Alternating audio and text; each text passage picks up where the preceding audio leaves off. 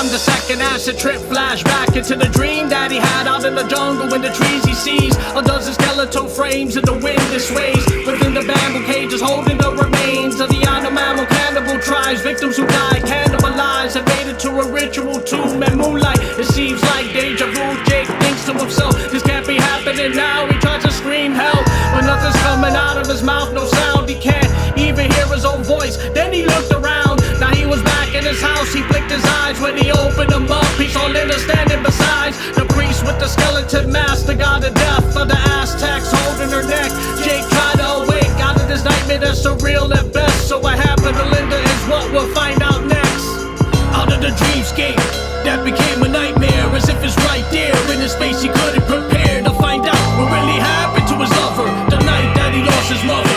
Did he suffer a schizophrenic rage inherited by his dad that was worsened by an acid pill trip to make a body bag? His own girl by cheating on him with his best friend.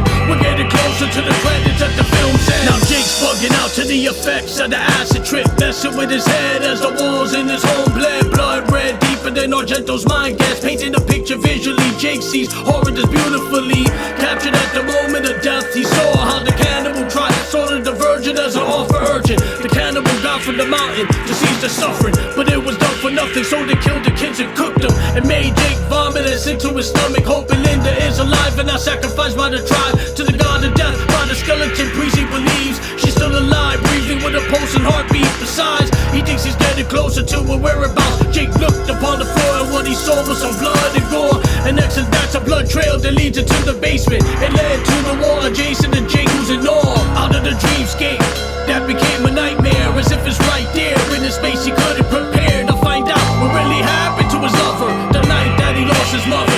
Did he suffer a schizophrenic rage inherited by his dad that was worsened by an acid pill trip to make a body bag? His own girl by cheating on him with his best friend. We're getting closer to the credits at the film's end. Is it a fucking dream?